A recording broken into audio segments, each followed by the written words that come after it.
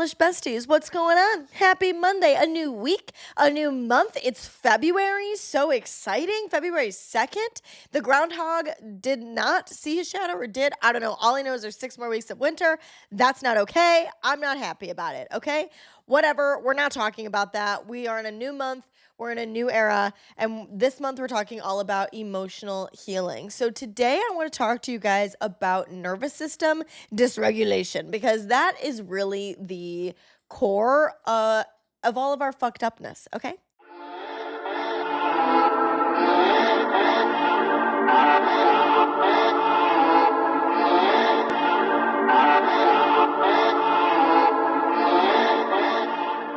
So let me paint a little picture. Let me call you out a little bit. If you are somebody that thinks that if they slow down or if they rest, that you're not going to be deserving of the goal that you're working hard to try to achieve, you are trapped in that hustle culture mentality. Or maybe you're somebody that constantly lives on edge because there's always a problem and you know that you're going to be the one to have to solve the problem, whether that problem is a person in your life, a situation in your life, things that just always seem to transpire. You always live on edge because you just know something bad is around the corner. Or maybe you've gotten all of the negative out of your life, but you're developing new patterns, and those new patterns are uncomfortable, and you cannot tell what is right and wrong for you, what's in alignment and not in alignment for you, because everything feels new and different and therefore uncomfortable. And you can't live like that. You don't deserve to live like that. You're living in this place of overwhelm and stress and anxiety. You're always reacting to things with these high emotions, and you constantly feel like you have to prove yourself to yourself, or prove yourself or a situation or your relationship or your job or the path that you're on, like, again, to yourself or to other people. It's like you have a really hard time detecting what is and what is not actually in alignment with you. And then you just spend your whole life in this state of frantic tenseness, and you never actually get to relax and just enjoy your life. And that's why this episode is all about identifying nervous system dysregulation, especially when you are unaware of the difference between your reactions coming from a place of nervous system activation and your actual personality, your values, and your true intentions. By the time you're done with this episode, you are going to fully be able to identify people,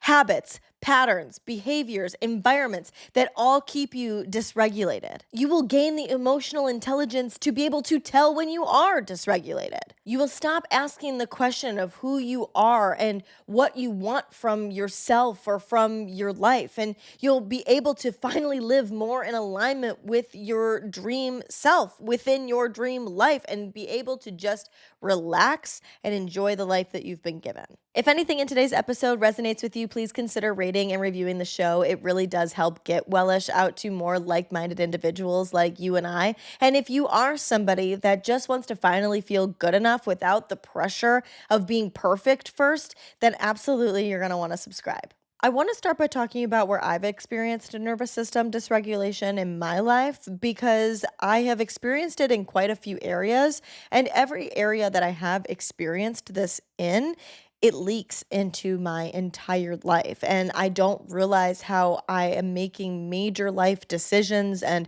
not liking my life and just doing things completely unaware of the fact that I'm operating from a dysregulated nervous system. And if I had just had a little bit more awareness, it would have really changed a lot of things for me and would have made my life a lot better a lot sooner.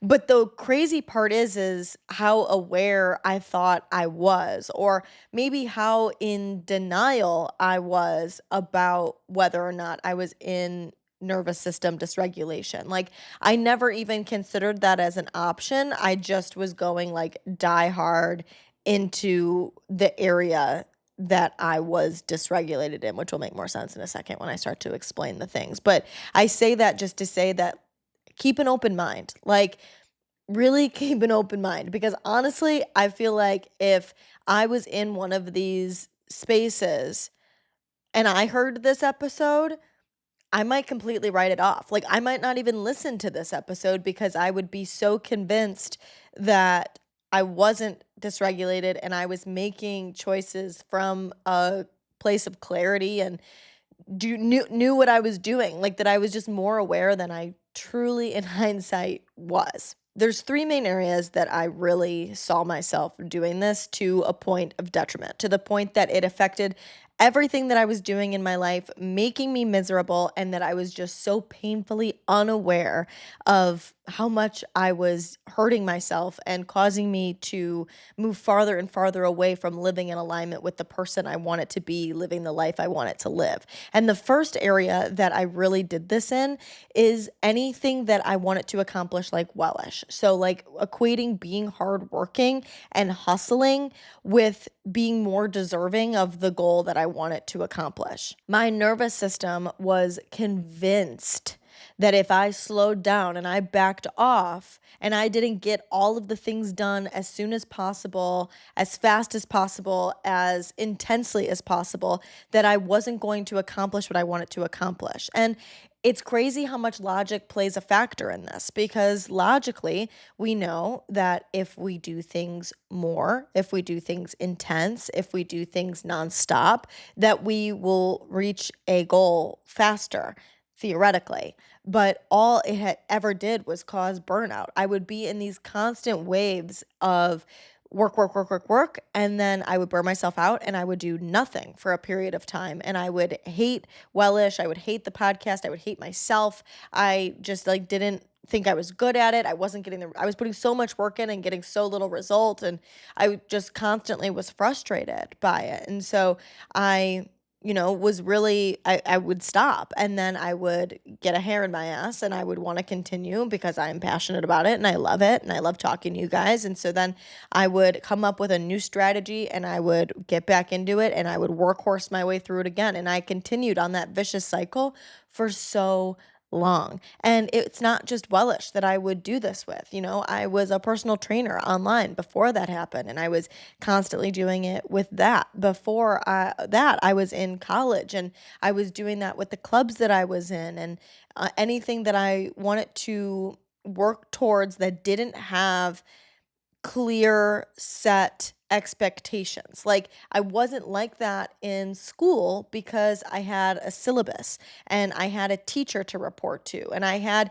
somebody to say whether I did good or not. Like they could validate it for me where I have to validate myself in these areas when it's things that I'm working on. Like I'm not like that at my 9 to 5 job because I have specific metrics that I have to reach. And when I reach those metrics, my brain is able to feel complete because I'm operating that like my nervous system feels safe there. But when it's up to me to decide whether or not I'm good enough, I'm operating from this full place of dysregulation because if I don't inherently believe that I'm good enough and I can't validate myself and I can't trust myself and I don't have confidence in myself, there's absolutely no way that I'm going to be able to do something for myself that requires all of those things from a place of regulation. I'm going to be constantly living in this frantic space, and that's exactly what was happening.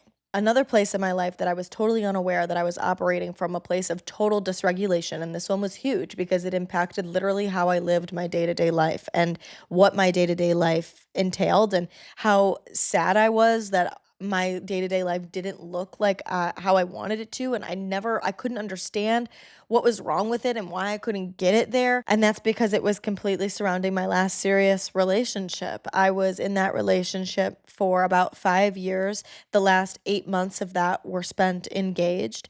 And it was a mess and I didn't realize it at all. I thought I was in this relationship that was filled with love and that we were meant to be together and that we were best friends and that we were like each other's safe space to come back to.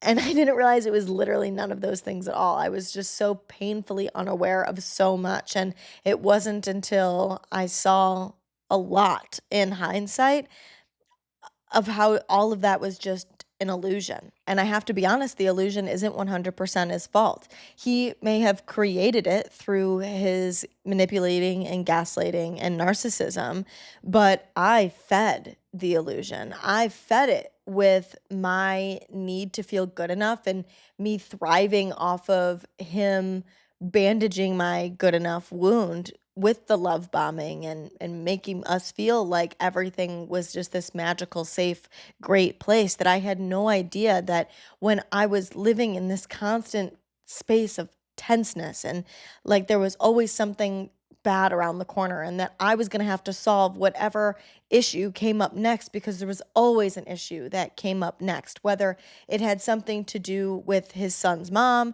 or it had something to do with his narcissistic parent, or it had something to do with finances, or if it had something directly to do with our relationship, like the fact that I was the only person that contributed to buying the furniture and the decor and stuff for our house, or that I was the only one that had a car and he didn't have one and didn't have a license at some point, even didn't pay for the car note, didn't pay for the insurance, nothing. It always felt like there was something wrong, but because of our dynamic between the two of us, that we weren't fighting and we weren't against each other, it always had to do with these like outside things. Or if they were inside of our relationship, it was always able to get talked through. Therefore, I was manipulated, like made to feel like I wasn't being a good partner for having a problem with being the only person that furnished the apartment, or being the only person that had the car and paying for the car and paying for the insurance, like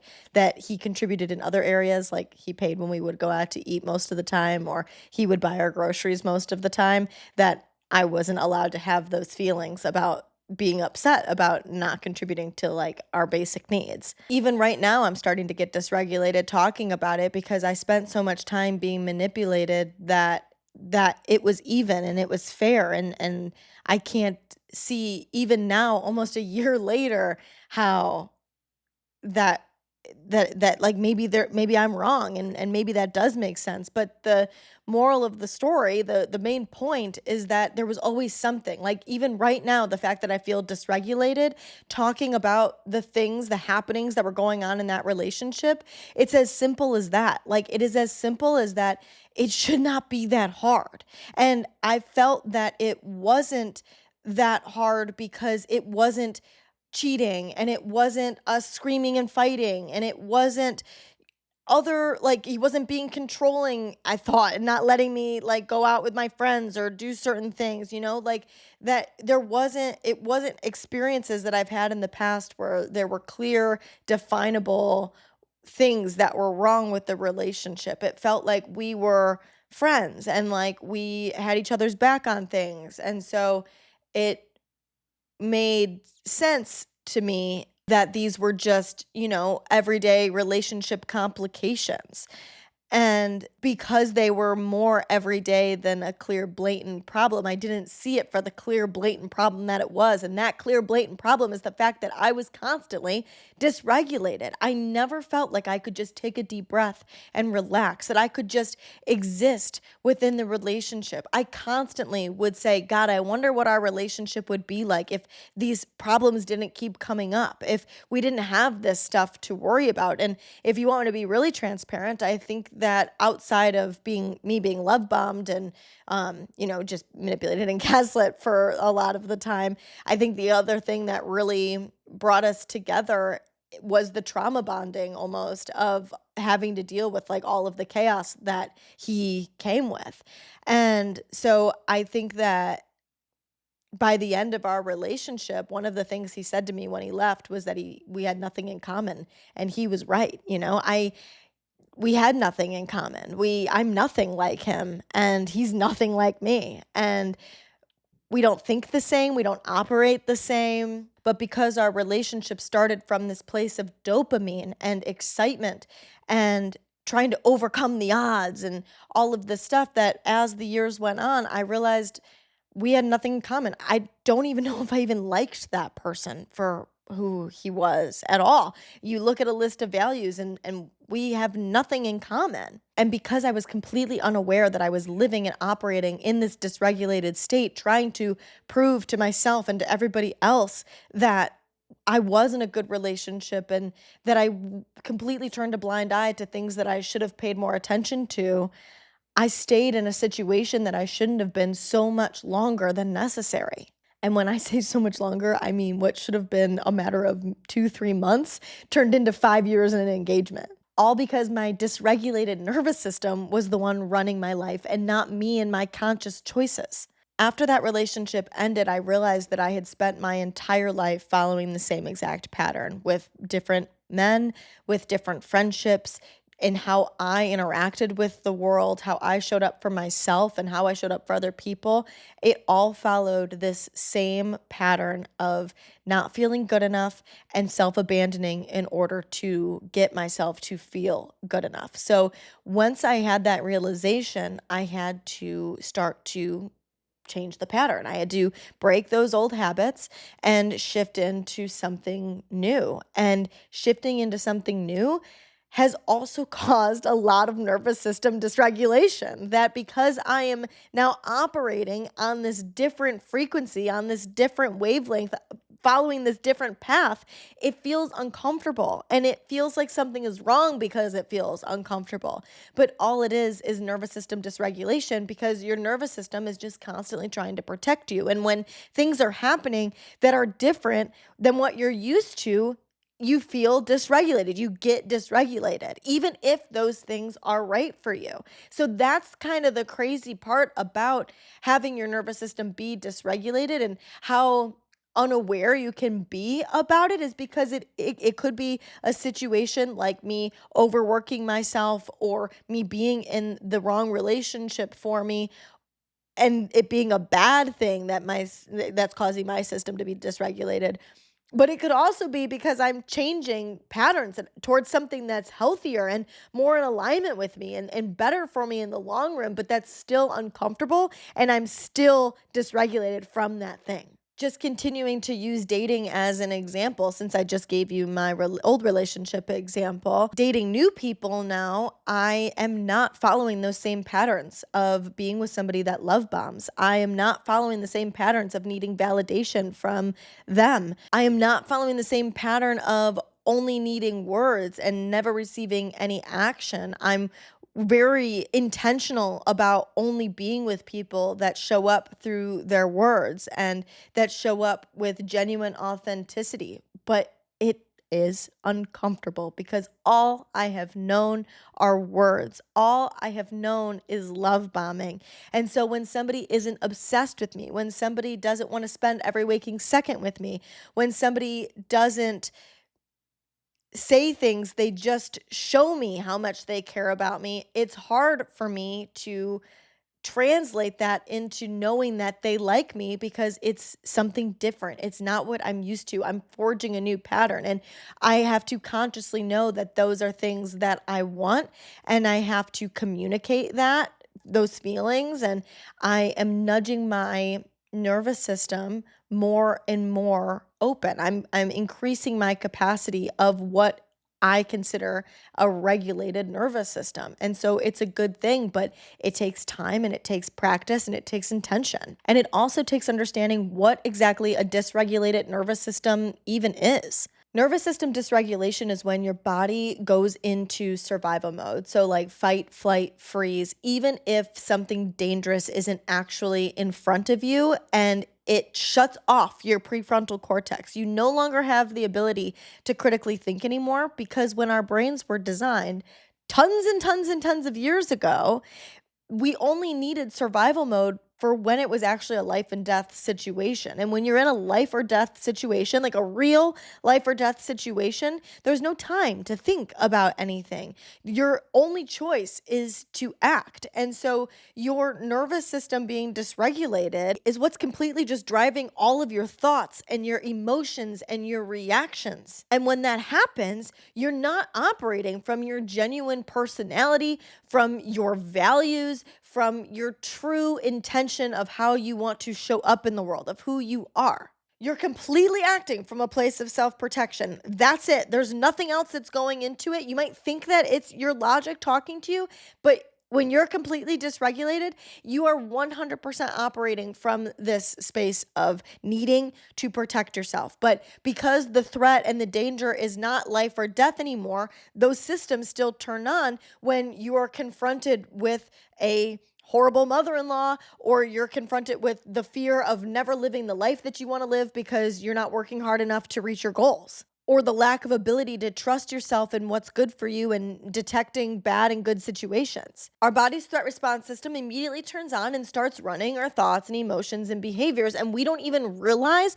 that that is what's driving our thoughts, feelings, and behaviors. Like, we think in those moments that we're operating from a place of genuinity. But it's not a mindset issue or a personality flaw, or that you're too sensitive, or that you're bad at relationships, or you don't know how to listen to your intuition. It's literally just your nervous system being dysregulated as fuck. Like, your survival wiring is hijacking your moment. It's hijacking what's happening in your life. Your nervous system's job is literally just to keep you safe. Like, it's not there to keep you in alignment or calm or wise or loving or productive. Its literal only job is that when it detects a threat, when it detects danger, even if that danger is rejection or abandonment or overstimulation or failure, pressure, conflict, uncertainty, criticism, like, it detects anything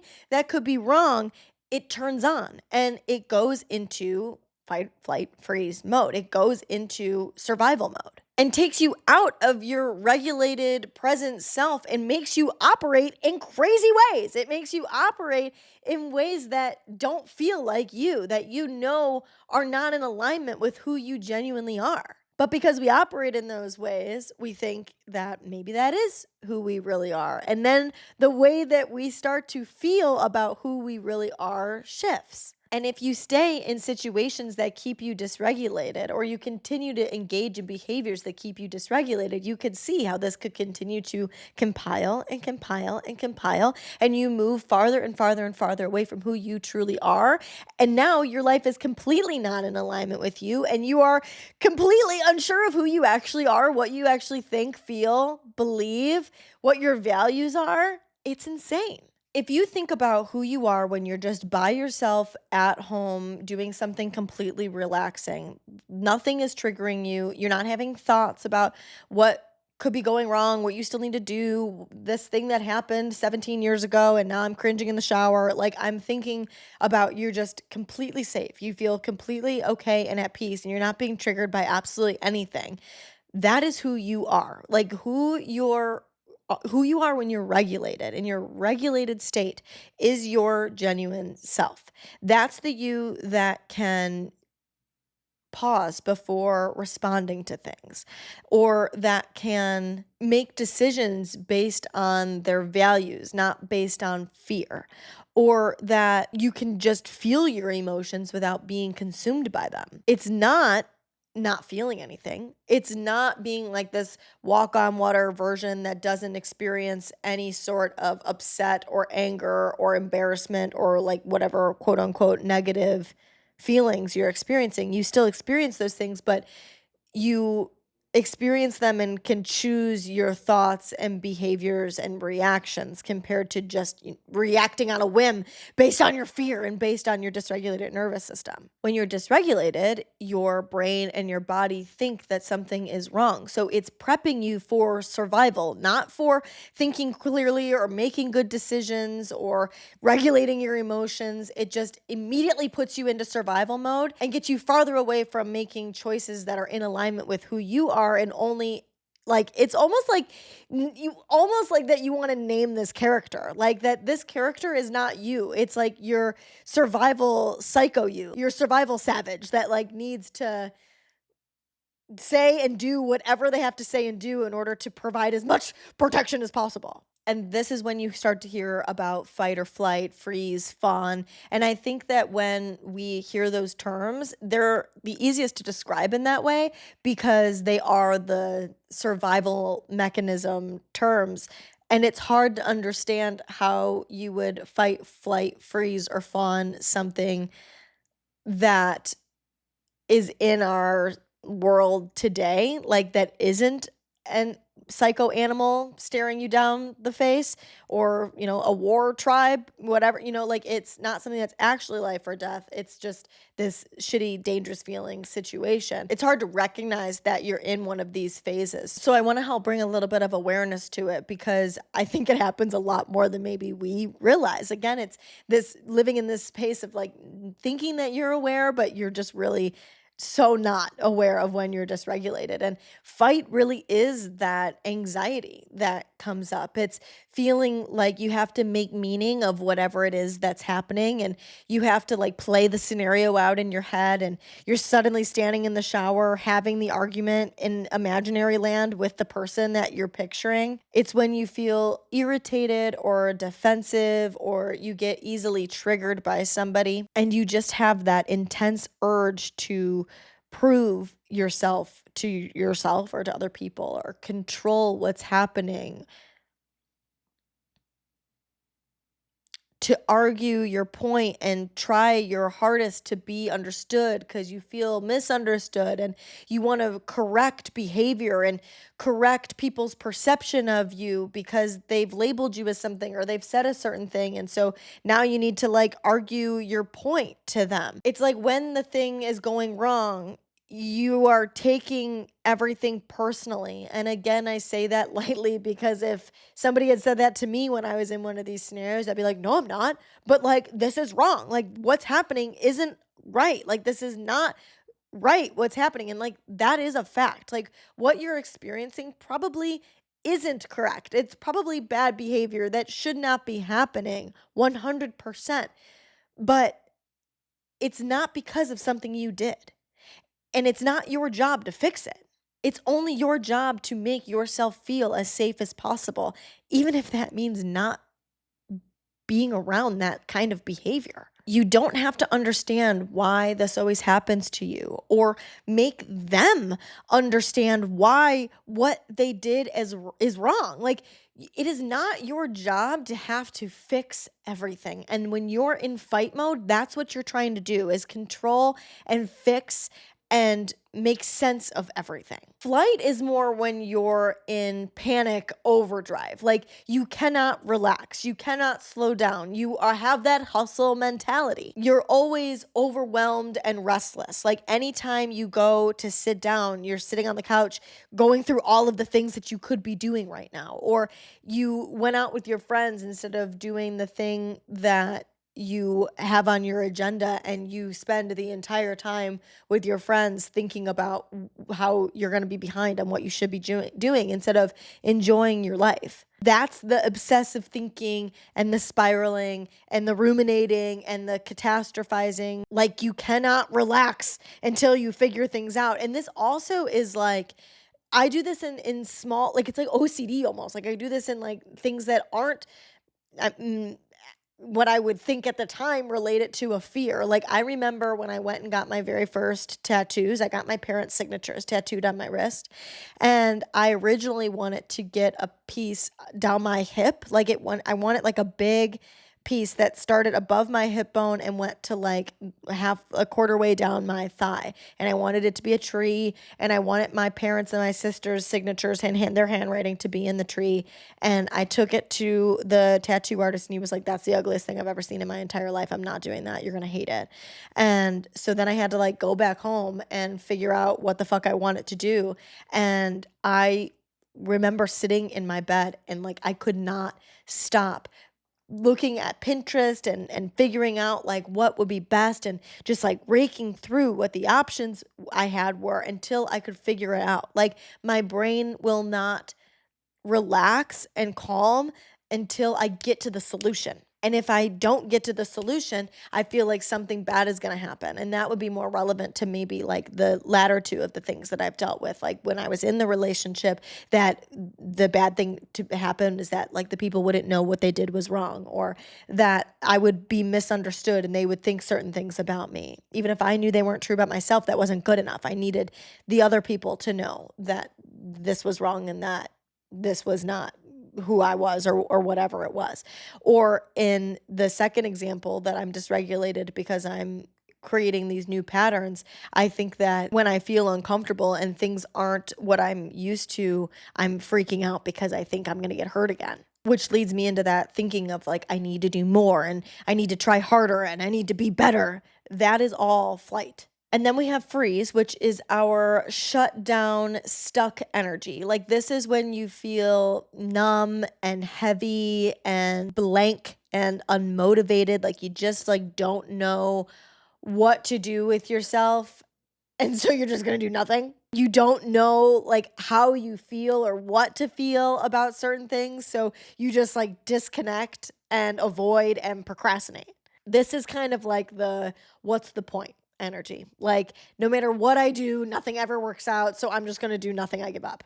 I can't deal with this. I'm not gonna do these things because I can't deal with it. I'm not gonna date because I can't deal with these feelings. I'm not gonna respond to these text messages because I can't deal with these people. I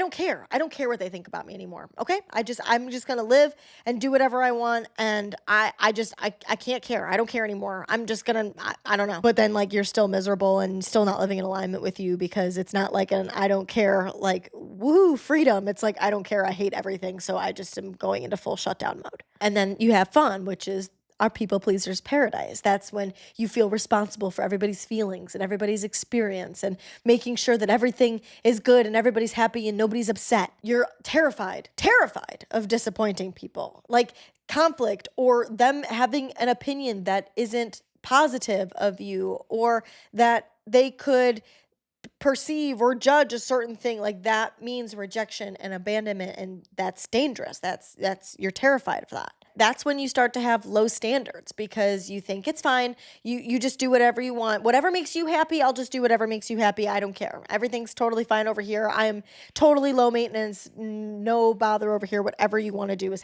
I'm fine with. You don't want to be difficult. You don't want to be a burden. You feel like I'll just handle it myself. Like, I'll take care of everything. You sit down, you don't worry about it. And when we spend so much time in any of these survival patterns, or a combination of them, or whatever, like we've spent so much time being a people pleaser and feeling like you just have to live for everybody else, or that you spend so much time in your brain spiraling and being overstimulated and ruminating about things, or you spend so much time trying to prove yourself to people or get people to understand you, or you spend so much time just thinking whatever, I'll just let it go. It's things are going to play out however they play out. I don't care anymore. Nothing matters. That you think that that's who you are. You think that it's your personality. And you can even spin them into good things, like that you are doing right by you by making sure that you're understood and you argue your point and you get people to see the truth, and that they need to recognize what they did was wrong. And so you're going to make sure that they know that because you stand up for yourself, or that you always make sure that everything gets figured out and you solve problems and you work hard to get to the end result, and that you don't give up until you get the end result, or that you don't care and you'll just go with the flow and nothing matters. It's not that serious anyways. Even though I feel this resentment building inside of me, I really don't have the energy or the effort to put into it, because I really, at the end of the day, don't care that much, and I'm just a go with the flow kind of a person. Or you want other people to feel good and you really don't mind, and you're happy to help, and you're happy to take care of the things on your own, and you're happy to just make sure other people feel good and feel supported. All of the survival mechanisms you can convince yourself are your personality, and that you're doing good for doing those things. But none of them are allowing you to live in alignment with who you really are, with your core values, and with what you like, how help you get what you really want out of life. The dysregulation is not who you are. It's your nervous system trying to protect you using these old ancient survival patterns. So instead of living in this space that you can feel survival mode kicking in, and starting to get down on yourself, because like this is what I would do, is I would feel like, God, why am I like this? Or why are things always like this? Or why is it this way? Instead of asking that, asking yourself, why is my nervous system dysregulated right now? And that makes a really big shift. If you can call it out for what it is, like leaning into our actual biology of what's happening, because our brains are responding to that for a reason and saying, okay, what's going on? Like, why is my survival mode kicking in? Why is my brain tuning into the old ancient survival mechanisms right now? Why is my nervous system trying to protect me? That one sentence builds your emotional intelligence because it moves you from this space of identity and feeling like these survival mechanisms are who you are and into a space of presence, like being able to just exist and know who you are. It creates space between the thing that's triggering you and your reaction to that thing. And then you don't have to feel this shame about reacting in ways that aren't in alignment with the true you, even if you might think that they are. And later on down the line, you feel like, I wish I had done something differently, or now I feel anxious about how I responded, or whatever, the thing that's happening is. You don't have to feel that shame anymore. It allows you to tap more into being curious about what's happening and why you're dysregulated in the first place. And if what you're doing is in alignment with who you are and what your values are and what you want for yourself, which sometimes that in itself throws you into survival mode. So, it's just like, it's the spiral but the awareness is what helps so much. And even that in itself, like confronting the fact that the people and the environments and the situations that you've been putting yourself in for so long or recently or whatever are causing you to be completely dysregulated, that in itself can throw you into survival mode because it's scary to think about change and what that means. But you have the awareness when you know that it's your nervous system being dysregulated, and it's coming back to that. And instead of trying to make meaning out of everything and fix everything, saying just getting information. The more information information is power. We've heard that. Like that's the takeaway here is the more information that we can gather. And again, like getting into that more curious space instead of that fear and shame space, that if we can say, I need more information. Why is my nervous system feeling this way? And the more information that we can gather, the more likely we are to choose a life that is more in alignment with us, and we don't have to feel this tenseness and in these like uncomfortable survival modes anymore. But a lot of the time that's what people end up doing is they don't want to take accountability. They don't want to look these things in the face because they're so terrified of change that they refuse to confront it at all. And that's how you stay stuck in these spaces that will never get you to feel peace and tranquility and like you're in alignment with your dream self. So it's totally up to you. You don't have to confront it, but you're never going to be the person and live the life that you truly want to live inside unless you do.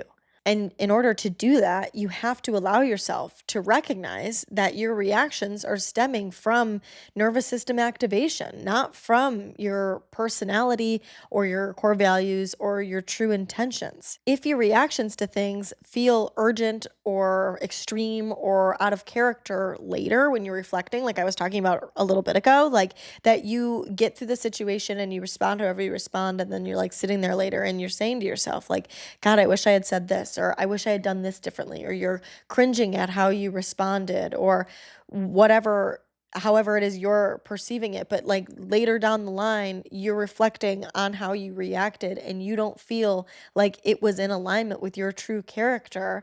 That's how you know that you're responding and reacting from a dysregulated place, and that thing is causing dysregulation for you because your personality and your core values and your true intentions all live in the regulated space. Your reactivity and your overreacting and your shutting down and your spiraling, those things all happen when your nervous system is activated. When your reaction is nervous system driven, everything feels like it has to happen now. Like it has to be urgent. You have to send the text now. You have to call them now. You have to solve it now. You have to fix it now. You've got to win the argument. You've got to fix the vibe. You've got to escape the situation. Your values and who you are is thoughtful. Like you are able to intentionally consider and think about things and then respond from a place of clarity and calm, where when you're responding from nervous system activation, it's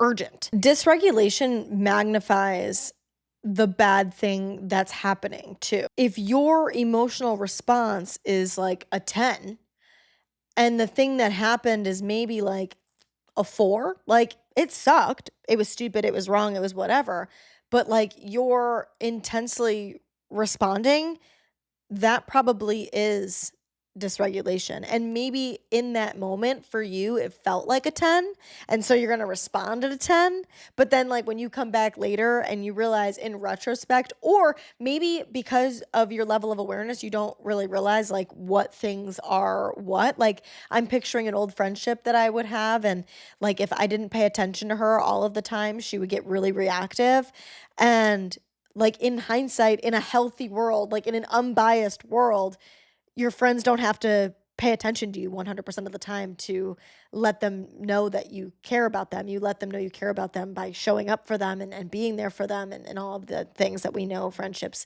need. So, like, maybe you or they, whoever is not are not even aware of what things are considered, and that's also causing you to operate from this dysregulated place at a higher reaction level than what the situation warrants. But also, like, we all are familiar with this because, I mean, it's every time minor criticism feels like a total rejection. That, like, when you disagree with someone, it feels like something's wrong with the relationship and now we have to fix it. Or like when they're not responding to you, like that means that you're being abandoned. You fucked this up. And so, like, now you're never gonna reach the goal that you wanna reach. When your system is dysregulated, you're not only responding to what's triggering you right in that moment, but you're responding to all of the things that have happened that have gone wrong in the past that your nervous system is trying to protect you from. So, like, using like they're not responding, so I'm being abandoned, they don't like me. Like, now your brain is picking up on every example of when you were abandoned or rejected or whatever in the past. It's not just you responding to this situation in this moment. And when you're operating from a regulated place, from your personality, from your values, that's like you're only responding to the situation at hand, to the situation in front of you. And you can use anything that doesn't cause you to be dysregulated as an example. Like, if your friend buys you a coffee, you don't immediately go into like all of the times that people have bought you coffee in the past and what that means. Like, you don't like you don't do that, because like nothing bad has happened to you. That's not triggering to you, so you're operating from a regulated space. Or maybe a guy does buy you coffee and you associate someone buying you things with them love bombing you or showering you with gifts as a means to cover up that they cheated on you, or that you know what I mean? Like, maybe it is more of a triggering thing to you. God, perception is so weird too, like we could all just have such different experiences of what dysregulates our nervous system, but it's thinking of, what things are causing us to be dysregulated. But we're dysregulated when we're responding to anything outside of exactly what's happening in the moment. And a lot of the time when we are dysregulated, our body feels it. Like that you get this tightness in your chest or your throat, or your heart starts to race, or you feel yourself starting to shut down, or just like you move away from the situation, you avoid, whatever it is that you do, but you feel it in your body first because your personality and like who you are does in part live in your thoughts, that it's your mindset and how you look at the world and how you perceive the world. And when you're just calm and whatever and you're good and your thoughts are like, yeah, da da da, whatever, but dysregulation is in your body and you feel it physically when you start to be dysregulated. And then that leads to psycho thoughts. And then those psycho thoughts lead to your dysregulated mind driving all of your decision making skills. Where when you're living in alignment with your values, you're actually consciously deciding things. That's when like you do things because you just like couldn't stop thinking about it, or you felt like you had to, or like you don't know why you responded in the way that you did. That loss of choice in a sense, and like you were literally just like a slave to your brain in that moment, is from nervous system dysregulation. And that's when what we were talking about earlier, that like you reflect back on the situation and you realize maybe you overreacted or you said something stupid or you responded in a way that didn't reflect what your core values are, and you regret or feel confused by the way that you showed up. But that's not that something's wrong with you. That's what happens when you respond and react and show up from this dysregulated, activated nervous system. And when survival mode eventually passes, which happens normally after a few minutes, and your real true self turns back on, and you're like, wait, what the fuck? What did I just do? An easy way to recognize this is when you're doing things just because you want to feel safe, not because they're in alignment with your values. Like, for example, you just want to make something stop instead of seeking honesty and clarity. Or like you're going to do anything you can to make sure that somebody isn't mad instead of saying, like, this relationship is important to me. Let's communicate and figure out where the disconnect is so we can solve the problem. Or being so terrified of looking stupid or foolish that you miss opportunity to grow and to learn. But all of that isn't who you are. It's that your nervous system identifies the potential threat of what could happen if those things play out, and it's protecting you from that danger. And the biggest thing is that a lot of the time that's happening subconsciously, leading you to overexpress or underexpress. Like if you're in fight or flight mode and you're oversharing and working on overdrive to get somebody to understand you or to prove your point or to shove your ideas down someone's throat, overthinking, over-explaining, over-texting, overreacting, or under-expressing, which would be more like freeze and fun, like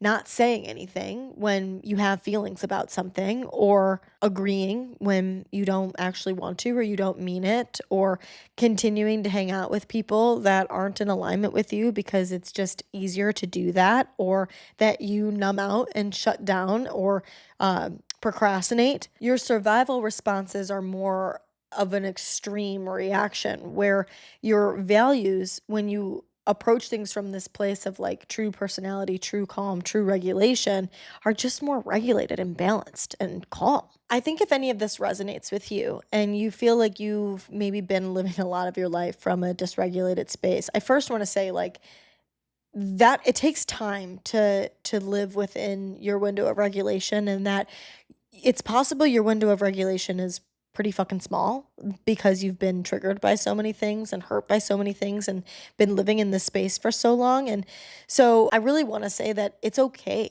to operate in your comfort zone. And our society just makes it sound like that is just the absolute worst thing on the entire planet, and that you'll never accomplish anything that you want to accomplish if you operate within your comfort zone. But if you have been living for so long in this dysregulated nervous system space, you have to allow yourself, give yourself permission to live inside of your comfort zone. And then you can start making small nudges outside of what you feel comfortable with to start to increase the capacity of your regulated state. But you have to make yourself feel safe first. You can't continue to live your life like this. You're not going to be able to enjoy yourself, and you're not going to be able to make genuine progress in living more in alignment with you and getting to know who you are if you're constantly causing yourself to be dysregulated because you're trying so hard to leave your comfort zone and to push yourself to, do more and be better and all these things. Like, you have to, if you've done this for so long, let yourself be safe. Let yourself feel comfortable again and experience what it feels like to feel safe as much as you can, to then be able to start nudging out of it and coming back to the safe space, and nudging even more out of it and coming back to the safe space, so you can increase your capacity to be larger and larger. And one of the best ways to start doing this is to allow your nervous system to start being your decision maker. Obviously, we have to leave our comfort zones. Obviously, our nervous system feeling scared and wanting to protect us could, and that being our decision maker, could lead to issues. So you have to be aware of both. But when I say allow your nervous system to be your decision maker, I mean let's take it back to my examples that I used just for the sake of ease, that when I was trying to overwork myself in order to prove that I deserved the goal that I was setting out to achieve and felt completely dysregulated, if I had asked myself, why do I feel dysregulated? I would have seen that sooner, and that it wasn't just that I was working hard like I thought at the time. I thought I just had to work hard in order to achieve what I want. And that wasn't the truth at all. The truth was that I was afraid that I wouldn't ever get where I wanted to go if I didn't do those things. But when I was in that space, I didn't know. And when I was able to ask myself that question, I was able to gain that awareness. And then I'm able to operate in a way that allows me to enjoy the work that I do and enjoy my life and live from a more relaxed space. If I had asked myself why my nervous system was dysregulated and allowed that to be my decision maker when I was in the relationship that I shouldn't have been in for so long, I would have been able to have left the situation that I knew in my heart and my soul wasn't right for me so much sooner and lived more in alignment. If I allow my nervous system to be my decision maker as I'm trying to forge new patterns, I'll be able to so much better recognize what's genuinely me doing what I want and me doing what I think I'm supposed to, and what things are scary and not right. You're able to make decisions that make you feel safe, and you operate within your regulated capacity, and you trust yourself to nudge that capacity to increase it more and more over time. That's it for today's episode. I hope it was able to help you identify if you're operating from a place of dysregulation, especially if you're unaware of the difference in your reactions coming from a place of an activated nervous system and your true, genuine personality, core values, and intentions. I did talk to you guys about a little book club situation. This isn't going to be something that's super intense, but I did think it would be helpful to share with you what self-improvement book I am reading this month. And we definitely can make a separate episode and discuss the book if it's something that you guys are interested in, or maybe I'll just, do it for fun, whatever, however that plays out. But the book I am reading this month is Attached by Amir Levine and Rachel S.F. Heller. And I'm really excited about it because it's all about the different attachment styles. And I think that this isn't just relevant to relationships. It's obviously relevant to friendships, anything that we have in our life, but especially for people like you and I that struggle to feel good enough and that struggle with perfectionism. I think something that's been really helpful is focusing on moving away from the perfectionism mentality and getting everything right, and instead focusing on what would be secure attachment, like how to be more securely attached. So I will stay tuned with how this book goes. I'm annotating it and all the things. And if you'd like to join me in reading it, I would absolutely love to read it together. I will talk to you very, very soon. Have an incredible week. Bye, guys.